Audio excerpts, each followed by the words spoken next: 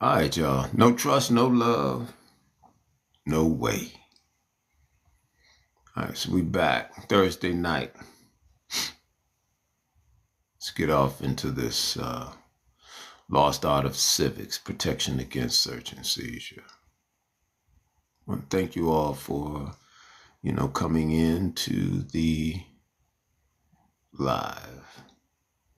What are we going to look at? Project or operations. I may need to switch that up to operation. Looking at icebreaker.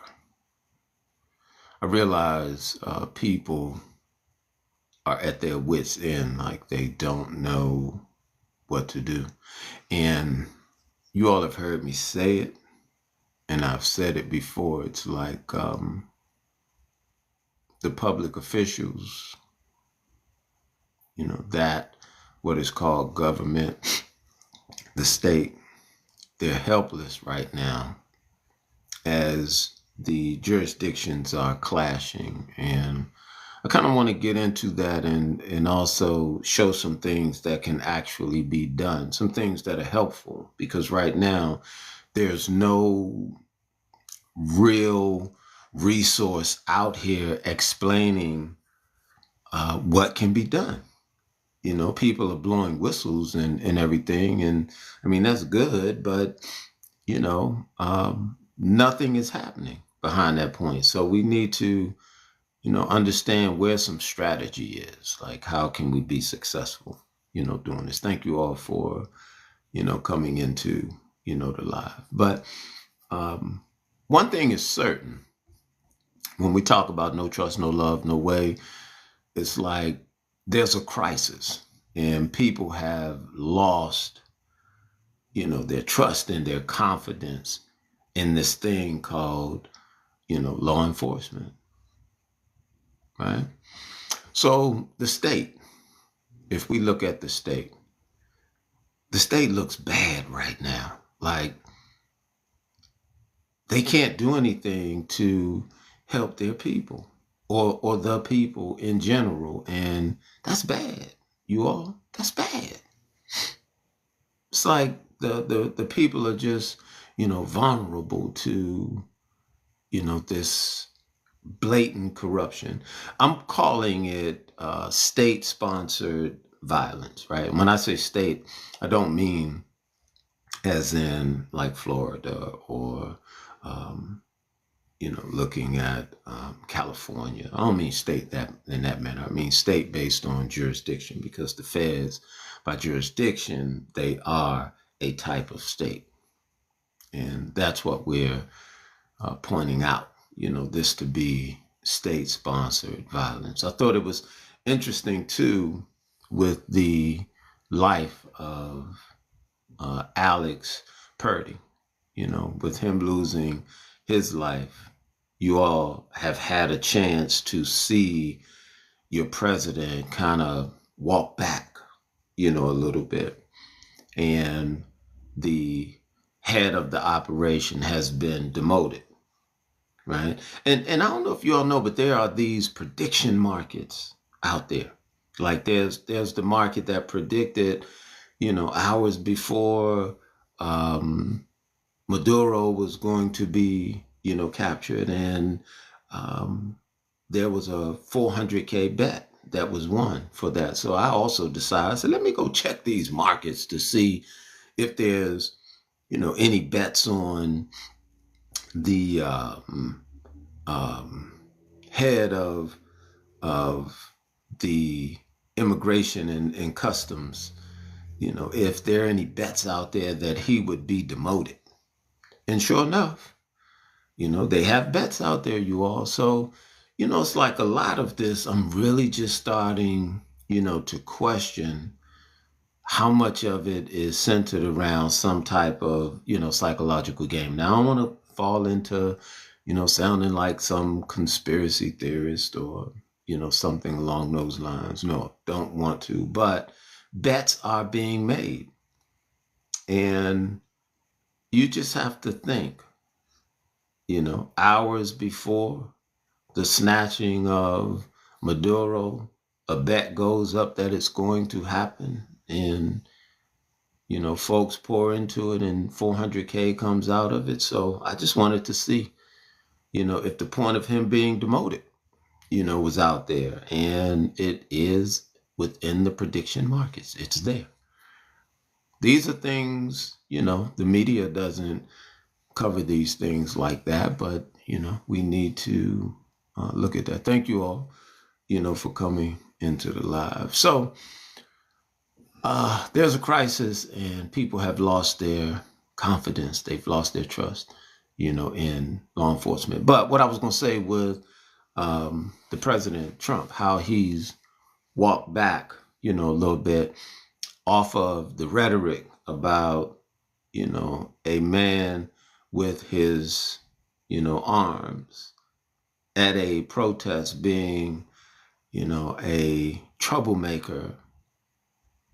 The NRA came down on him, right? And for the NRA, he backed up. So there's muscle over there at the NRA. They're like, no, we're not going to play this game, right here, where you're going to villainize a man, holding his arm, right? Or having, an arm.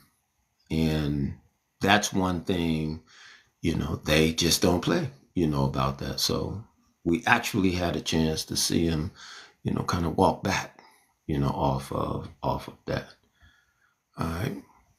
So there are several things that you all have kind of heard, me talking about with this Project Icebreaker. It's something that needs to be, in these cities because people are blowing whistles, but they do not have a strategy. People do not have, a way that they want to go about strategically positioning these folks to change their policies. Let me show you this. Why, I say strategically, right? Okay, so this comes from the the Police Executive Forum, right? And this is within the Justice Department. They tell us, like what needs to be done if you want to deal with forcing, an agency or a law enforcement agency to change its policies. Because that's what we want, looking at how the feds are in the communities. We want them to change their policies, right? I think that's what we're really interested in. How do we get them to change the policies? Okay. So within the Justice Department, talking about the Police Executive Forum, right? They're the ones that look at these things. They said, if we want to force them to change the policies, and they use the word force, right? So I think we have to really consider what they're saying.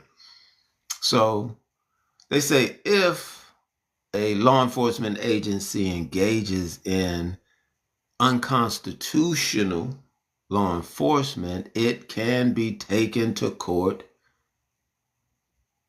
and forced to change its policy or practice. So the key here for what they're saying is they must be caught in something unconstitutional. So this is why I say, when you have people in communities, in neighborhoods, and they are blowing whistles, okay, that's fine, that's cool. But what's the next step? How do we create, an adequate record of what's going on that we can use these records to then show, a pattern of abuse? And this is what I'm witnessing within the communities. The folks that are blowing the whistles, they're not organized in this fashion, to do it. And dangerously, people are losing their lives, right? So just once again, to hear it from a source within the Department of Justice or the Justice Department expressing that with these agencies, the way to force them to change the policy or practice is to catch them in an unconstitutional act. So they're telling us this is the remedy, this is the way. So, yeah, I put together a project, and the project is Project Icebreaker, or we can call it Operation Icebreaker. And the point is to train individuals to understand how to create these records and then move ourselves out of harm's way, because we don't need, anyone else to be losing their life out here over nonsense. But, these records need to be, created. These things, it must be done. So let me give you some insight, into the project that I put together. You all want to hear it? You want to learn a little bit more? So it starts from a justice initiative that I put together in 2015. So this is nothing new, to me when it comes to Fourth Amendment advocacy. And right now, people in general, we need to be talking more about Fourth Amendment advocacy, the right to be protected against unreasonable search and seizure. I mean, this needs to be coming out of everyone's mouth, on these cameras and during these incidents, against these, these agencies, in our cities. But so this initiative I put together in 2015 called Protection Against Search and Seizure. It's all centered around Fourth Amendment advocacy. And right now, that should be at the forefront of everyone's mind, because the people need protection. And we see the state concept of government cannot protect the people. So the people are vulnerable, or they appear to be vulnerable. And it's up to the people to figure out how to deal with protection. Now, some folks take the concept of protection and they think, that's centered around, the Second Amendment and their arms. Okay. Now that is, a concept to protection. But when the Fourth Amendment talks about protection against unreasonable searches and seizure, there's also, another way that we can look at what it means to protect ourselves, right? And this is the measure that I'm talking about, looking at logistically, how do we do it to fall in line with what the executive forum, the police executive forum, that which sits inside of the Justice Department, how they said, if we want to force these agencies to change their policies, we have to do it with some unconstitutional measure. That's where the Fourth Amendment comes into play. But people are blowing whistles and they're not understanding how to be strategic, about this thing. So let's just look at it. So protection against search and seizure is the initial justice initiative. But with that, I created Project Icebreaker, but I think we're going to have to change that name to Operation Icebreaker. Okay. So here it says, defending constitutional rights, protecting community, enforcing accountability. Now, I want you to understand what the purpose for this is. Okay. Project Icebreaker exists to train, prepare, and mobilize teams of citizens and communities to safeguard themselves against unconstitutional actions carried out by the U.S. Immigration and Customs Enforcement. That's ICE, right? We are committed to ensuring that no authority operates above their constitutional limits and that no community is left defenseless against overreaching agency operations. This is what time, we're in right now. And for communities and people out there, wanting to be effective, your strategy to this is key. So I'm laying out a groundwork, and this is all centered around something called the investigative sphere. This is education. This is information that communities need if they want to be successful against the feds in their communities. Because the feds are still functioning off of the investigative stop.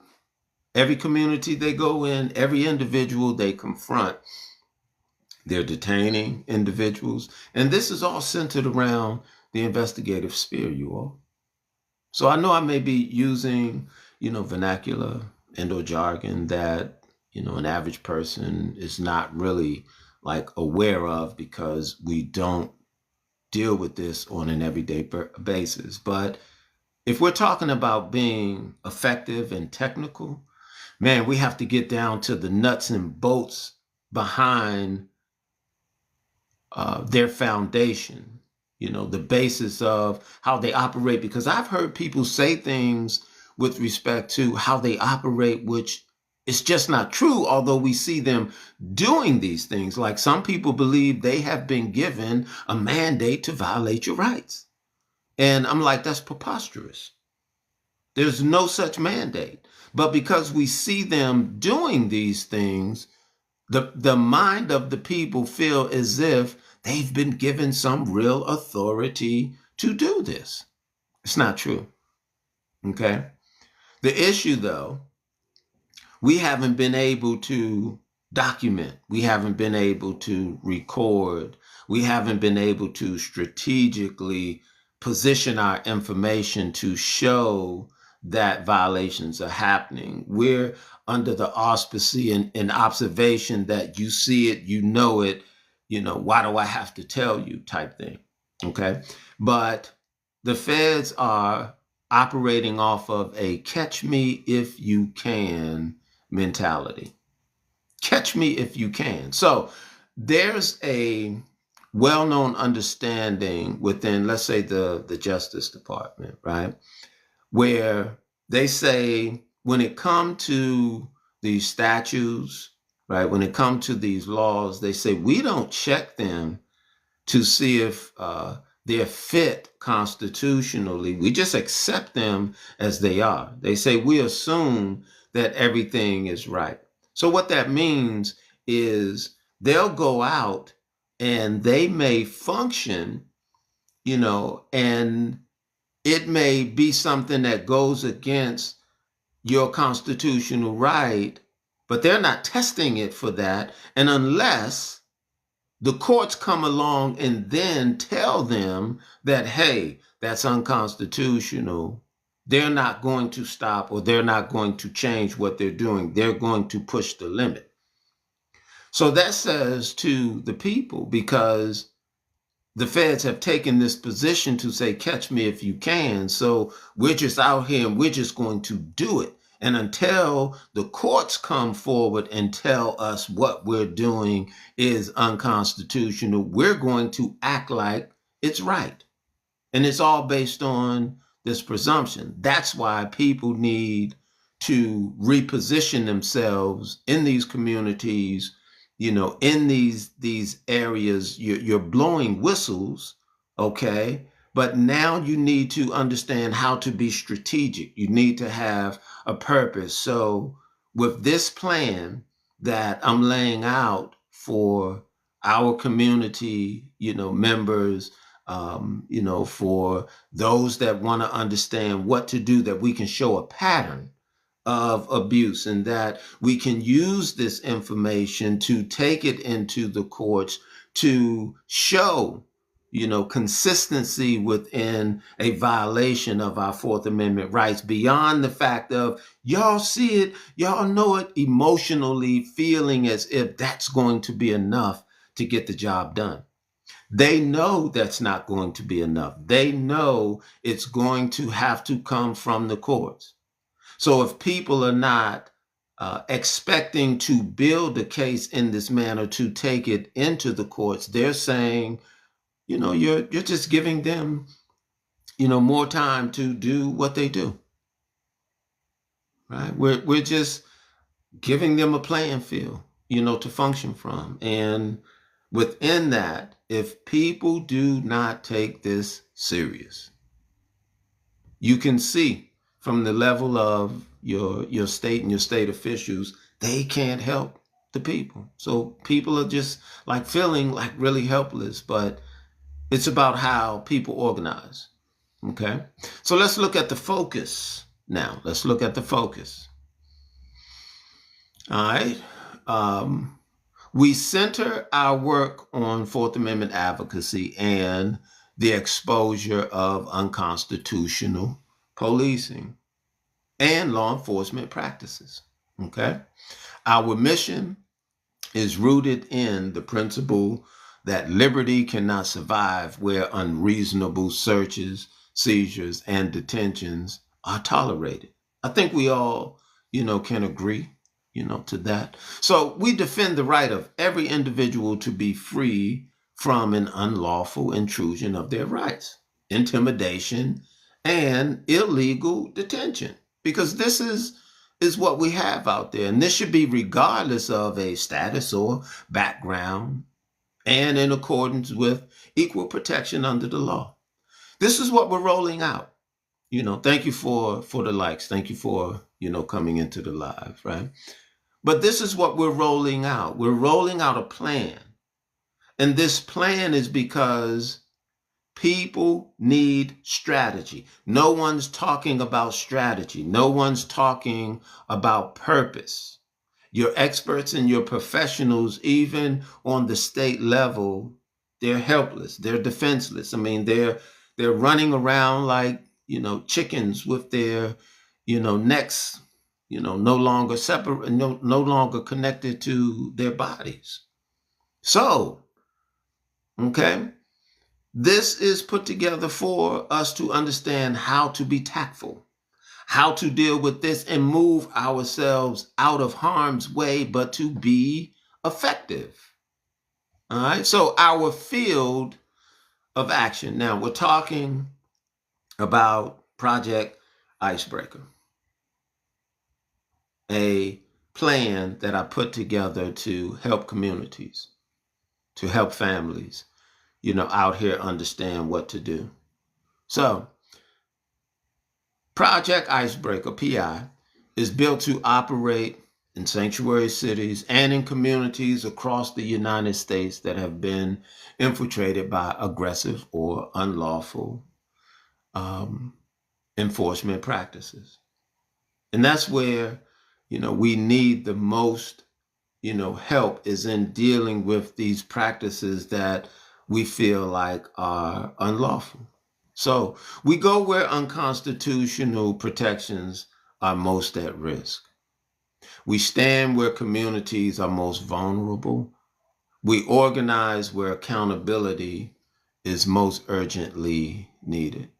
So what we're talking about is a plan that I put together called Project Icebreaker to help communities beyond blowing whistles, have a strategy to deal with law enforcement in their communities, to force them to change the policy or their practice based on a statement made from within the Justice Department that on the record or for the record says, if we want to have a policy or practice change, they said we have to force them to do it. What do they mean by force them to do it? That means you have to take us to court. So folks are more like under the impression that we all see this, we all know, this is wrong. Those are our emotions. But the court has said they have to deal with the facts that are before them. So if people are going to be out here blowing whistles, we also need to be putting the information together that the courts can, systematically use to give us the desired result that we're looking for. Okay, so here, our urgency. Let's look at this part. Our work begins now, more than ever. Fourth Amendment advocacy should be at the forefront of our minds. We act immediately and decisively to challenge the manufactured legitimacy of unlawful enforcement actions. We refuse to wait for more harm to occur before demanding change and justice. This is where we are. Every unconstitutional encounter is a warning, you all. Every unchallenged abuse is an invitation for the next. This is what we're witnessing, and why I'm saying we have to move past the point of just blowing whistles and putting ourselves out there in danger, but understanding how to be strategic. Still be out there and still get the record, but we have to change our approach, because the approach right now, it's not as effective as it can be. So I'm looking to, besides just, observe, I'm looking to get others to understand this project Icebreaker, and see how through a strategic process that we can collect the data that we need to then force the agency to change, its policies or practices. So I say here, we're not powerless, but we're not organized. So let's look at our reason. Okay, here's the reason.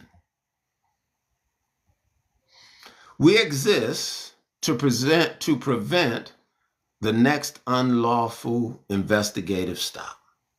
So when the feds come into the hood, they're conducting something called an investigative stop.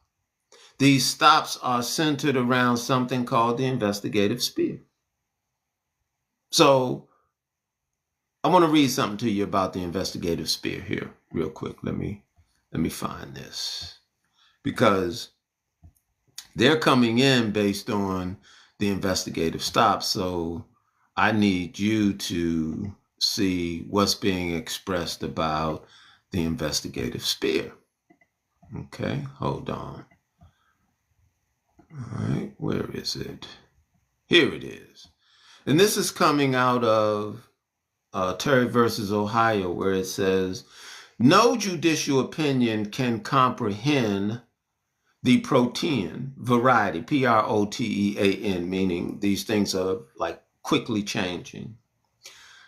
Protean variety of the street encounter. And we can only judge the facts of the case before us. Nothing we say today is to be taken as indicating approval of law enforcement conduct outside of the legitimate investigative sphere. So this is what we're looking to bring people's attention to, is the investigative sphere, right? That's how we're able to then know what the limits to what they can actually do outside of the propaganda or the rhetoric to what we think, they can do, or what it look like they're doing. And if we're strategically getting information, it will be centered around showing how they've gone beyond the point of the investigative sphere. Now we can then use that information within the court to approve a unconstitutional act. And from there, they would be forced to change the policy or the practice. And this is where they are. They're like, we're not going to do it on our own. And if the people do not step up and present the case against us, then we're going to keep functioning under the premise or pretense of legitimacy, meaning proper, appropriate, and just, as if this is what the people want us to do,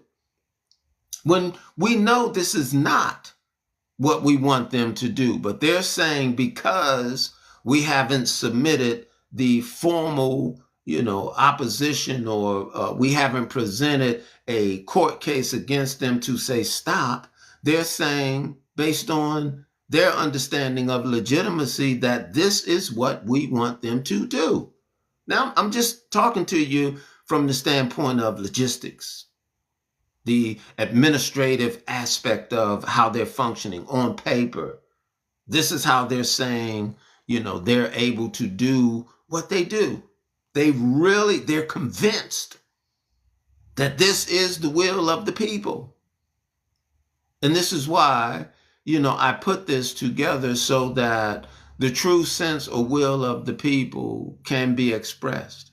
So it says, we exist to prevent the next unlawful investigative stop, the next unreasonable search and seizure, the next ignored unconstitutional act. How many times have we felt that way, as if, these violations or the trampling of our rights, that these things are being, ignored? Okay. The next unnecessary loss of life.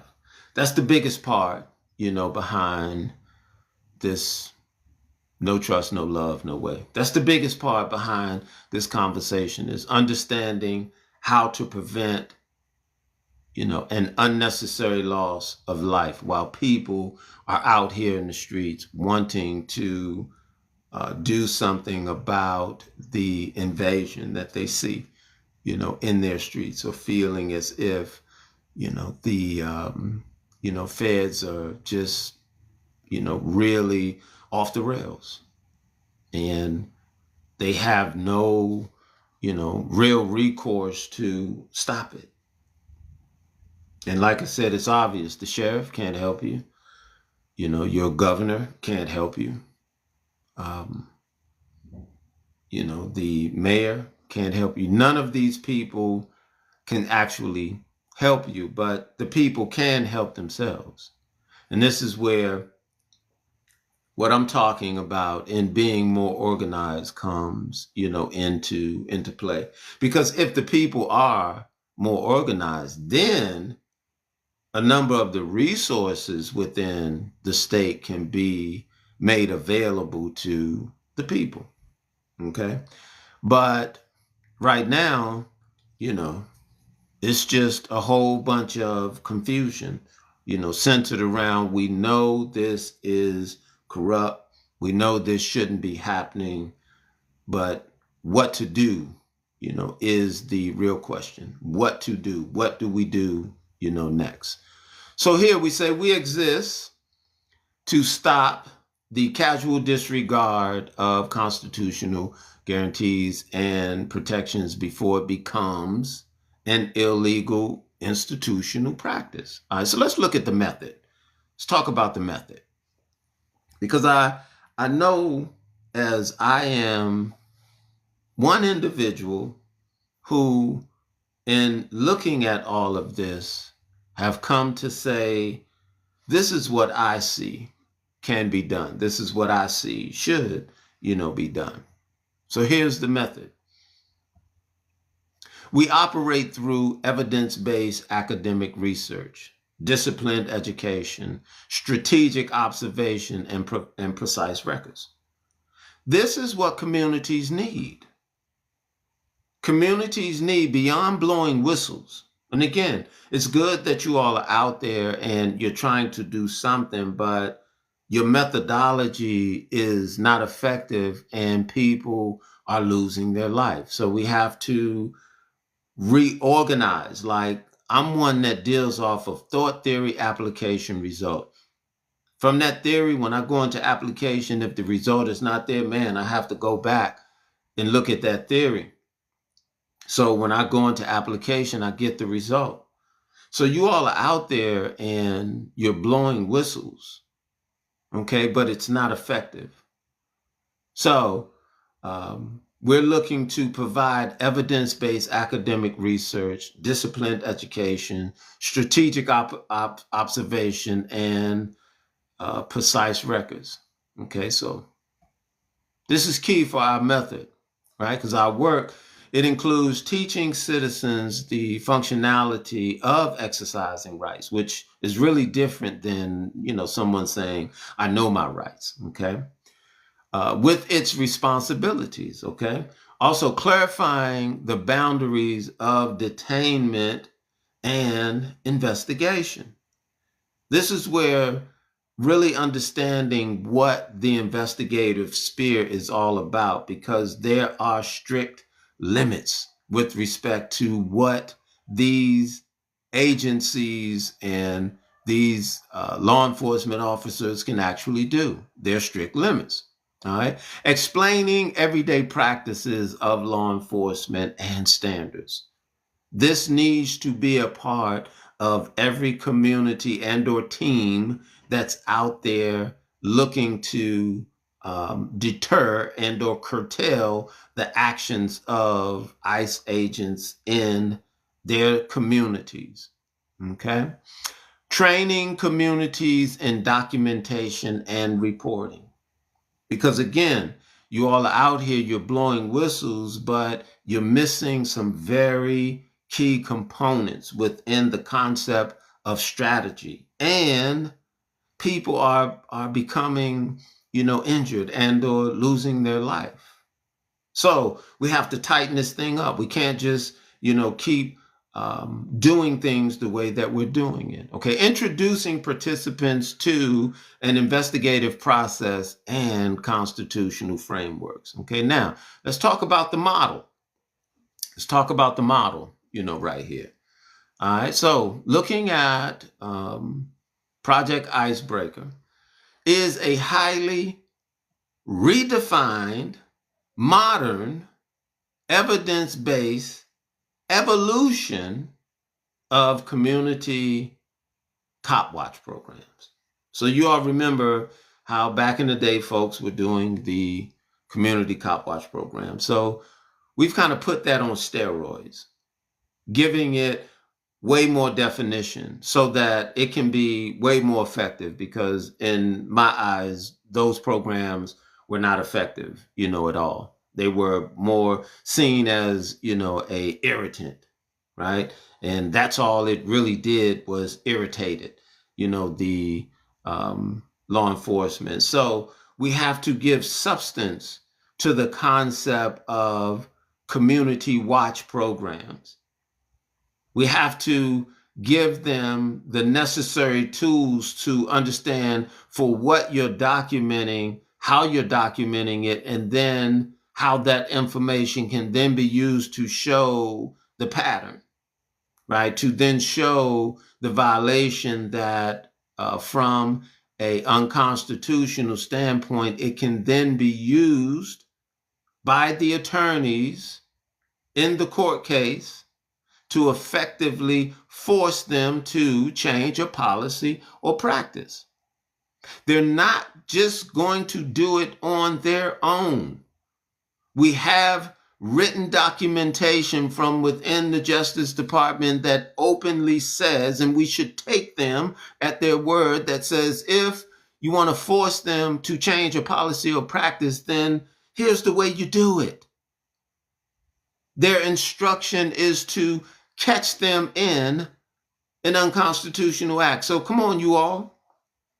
Let's put our minds together and understand within the strategy and within the scope of this program that I'm introducing, to where we can have some order in our communities, to where we can be protected in our communities. And the point of being protected is actually rooted within the people themselves, because it's obvious now, if you can't see it, if you haven't seen it, if you don't know it, but your government can't protect you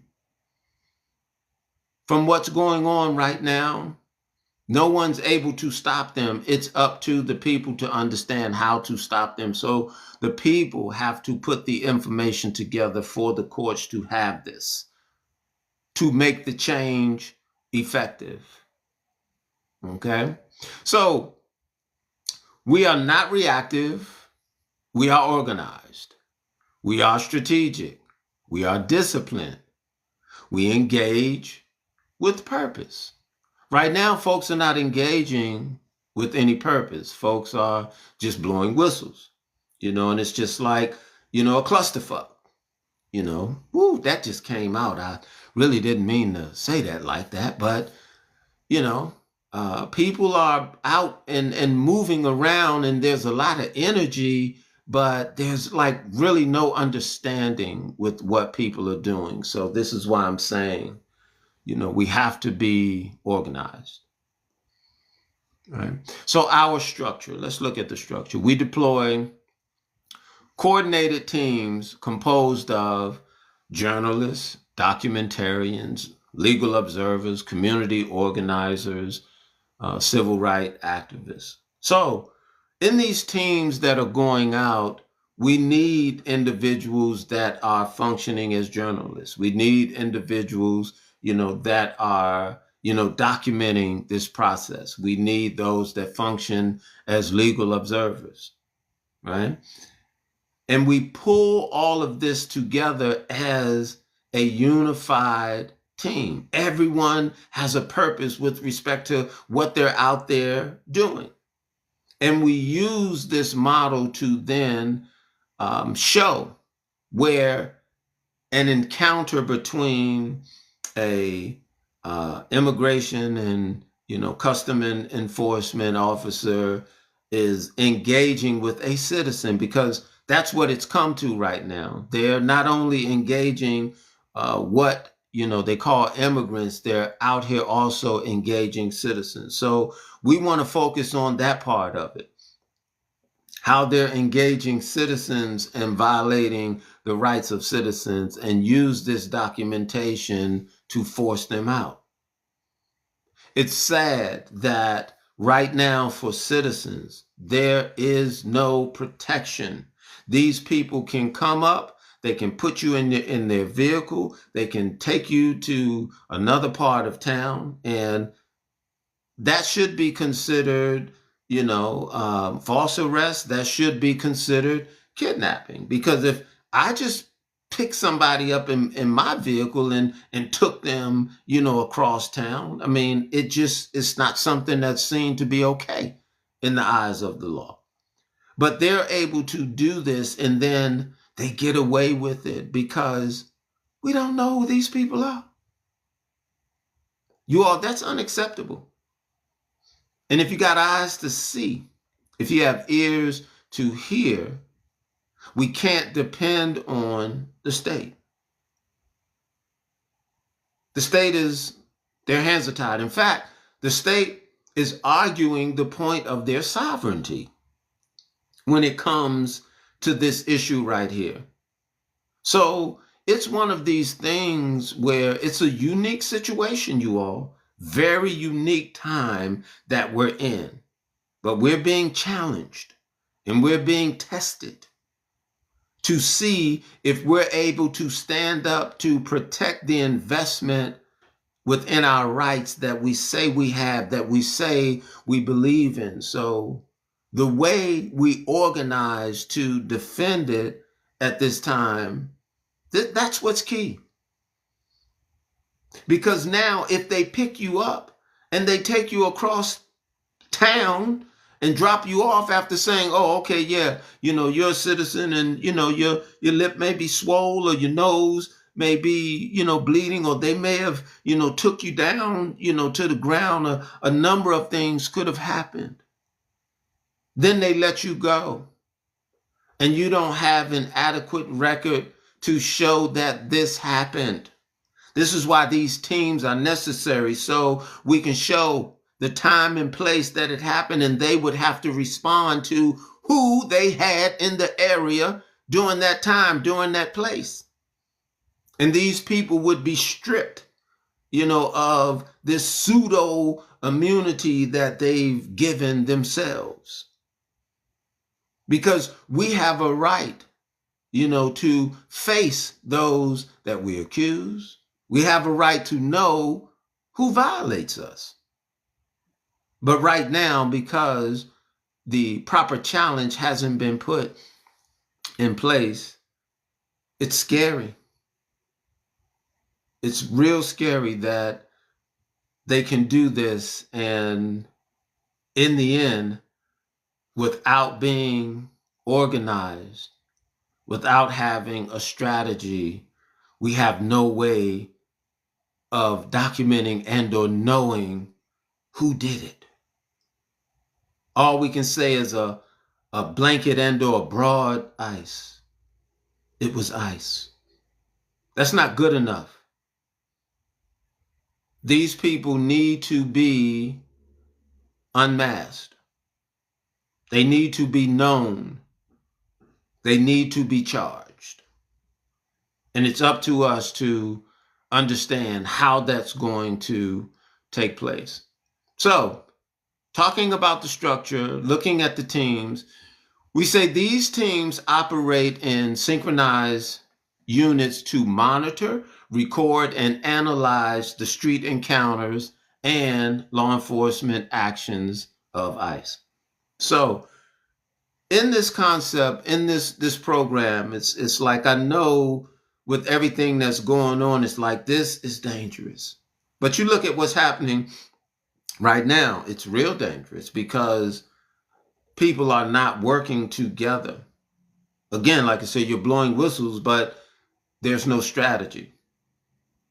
So here we're able to put strategy together. Now, they're going to do what they're going to do, period. That's it. And you see it happening. But in this instance, if we have strategy, behind it, and should they touch a member, of the team, we have the adequate records to point out when, where, how this happened. And now they can't act like they don't know, because as a team, we're able to succinctly report what transpired. Now they have to be able to also identify who was in the community or in this geographical area during this time. That's what makes a difference with respect to how they've been getting records and pieces of videos and folks just blowing the whistles. This changes the game from this point. So we say every operation is structured, every observation is documented, every incident is preserved. Now, let's look at the strategy. Okay. So we gather, verify, and compile data on unconstitutional engagements, not as isolated civil rights complaints, but as patterns of unconstitutional conduct.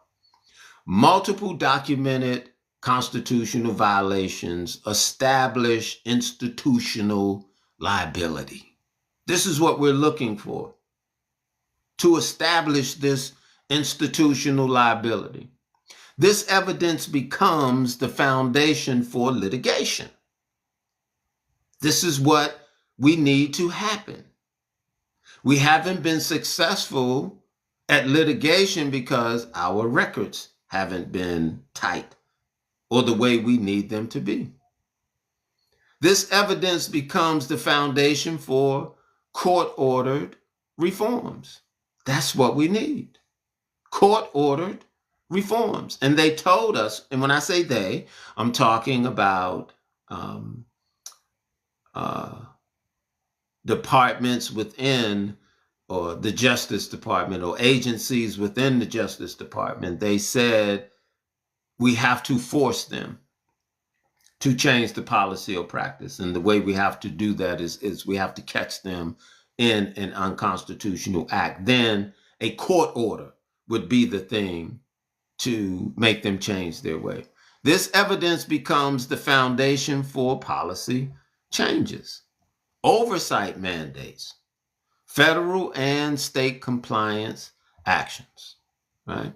Our objective is not symbolic protest, because right now that's what we see. It's really symbolic. Because even if all the protests stop right now today, nothing changed. Nothing. It's just waiting for the day and time for them to reposition themselves and go back into battle. Nothing has changed. So the whole point behind this program, behind this project, is to definitely, on the record, have a court order that has set out in manner and or ways how they have been forced. Not asking, not begging, but going along with what the logistics say, and the way we have to do it is to force them to do it. And they've laid out the understanding as to what needs to be done. We just need to step into it. So our objective is not symbolic protest. Our objective is enforceable change. That's what we're looking for, right? So let's look at this. Let's look at the foundation. Let's look at the legal foundation. Because this is a program that I created. In having created protection against search and seizure in 2015, that was a justice initiative I put together then, centered around Fourth Amendment advocacy, understanding that the time is now for us to have a better sense of what the Fourth Amendment is, that we can actually get the benefit from it. I think it's sad that we run around saying we have these rights, but we don't know how to unlock the guarantees. It's like everything is a mystery. Okay, it shouldn't be that way. So people have to be educated to understand these things, because there are no institutions out here formally teaching to understand these things. That doesn't mean the information is not available, and or someone is not holding it to then release it within the communities.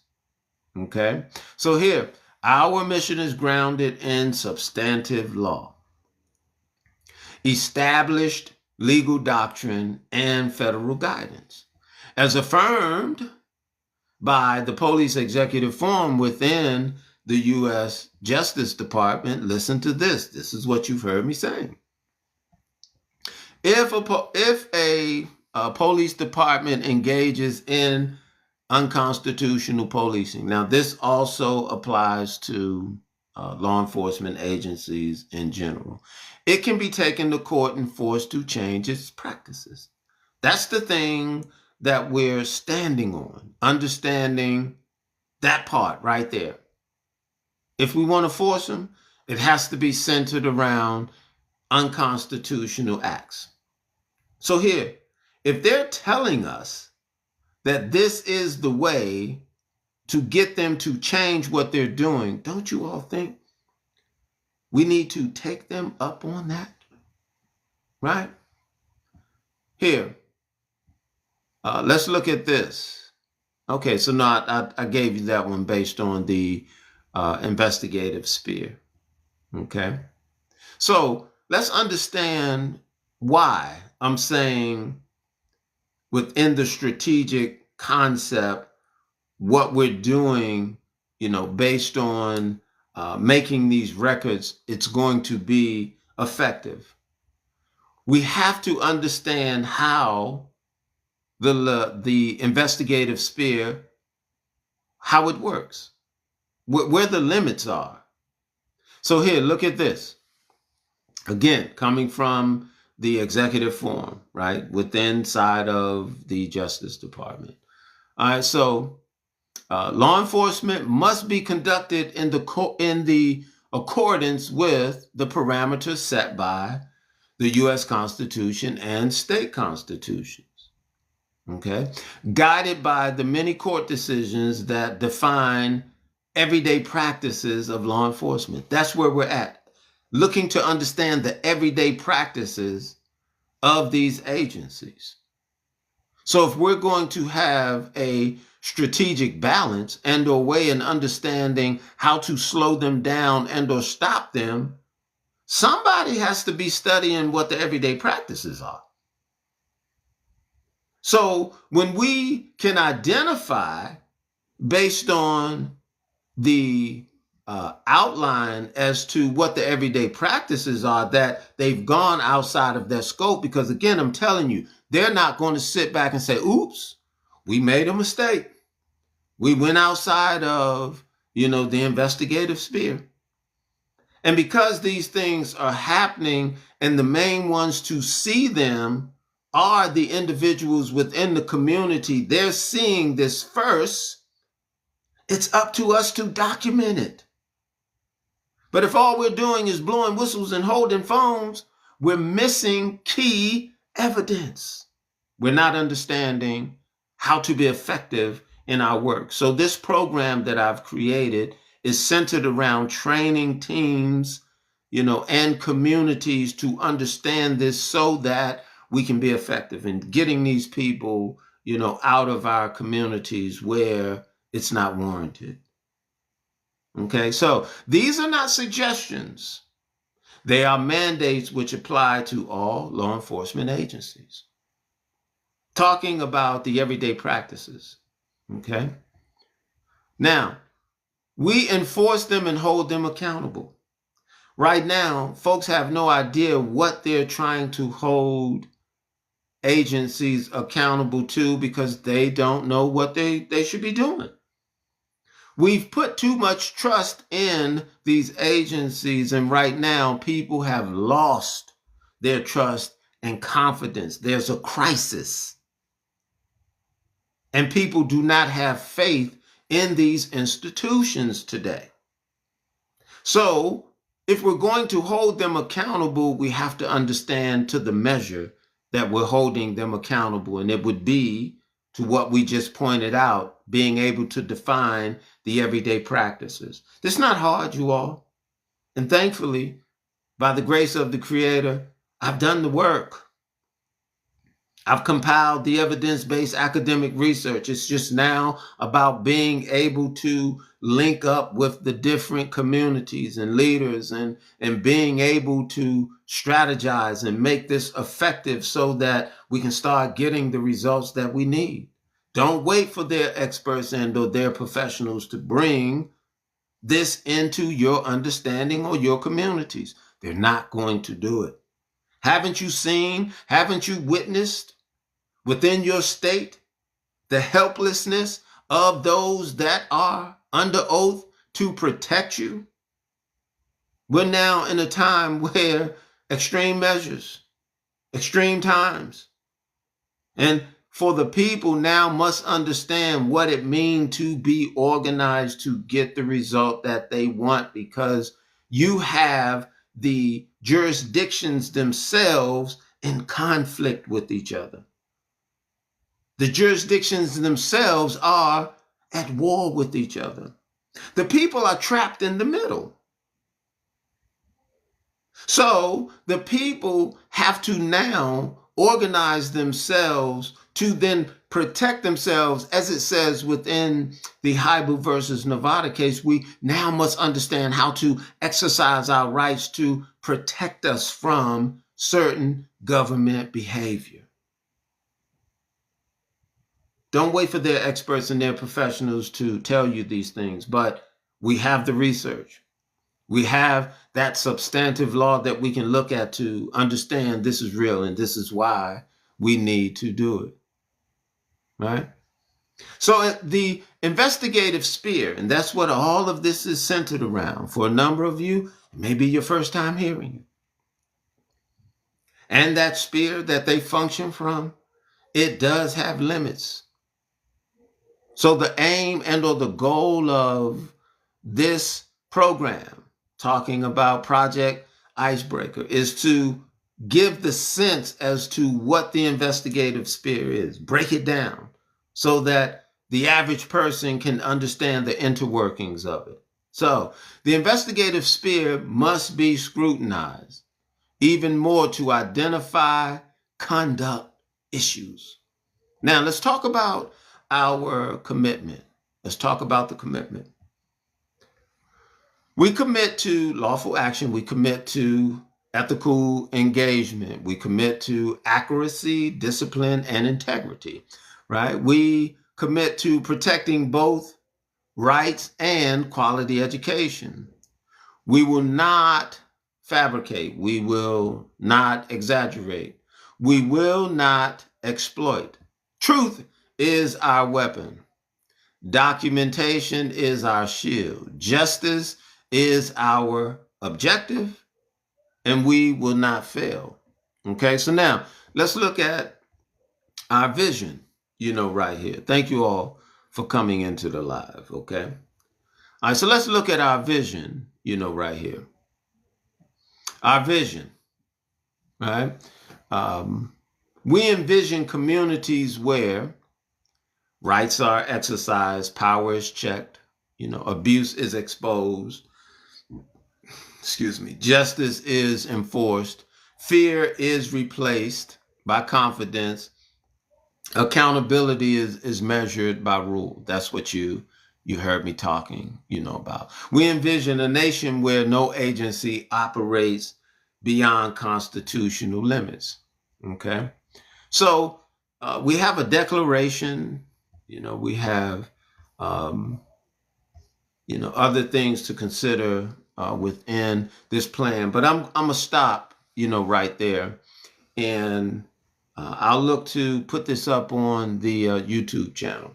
Okay, so we just established a new channel, for this. So it's at pass PASS dot 2K. Okay. Protection Against Search and Seizure is the YouTube channel. That's where you'll find, these postings, and you'll have a chance to go back and look at anything if you've missed it. But this is our concept for Project Icebreaker. I want to thank you all for taking this time today to sit down with us and hear, the exciting opportunity that we have to actually do something, a real plan, okay, centered around real evidence, centered around things that are practical, understanding without this, there will be no results. We may have a pause, within activity, but when they regroup and come back, they're going to come back stronger than ever. All right. Thank you all. Until the next time, be safe.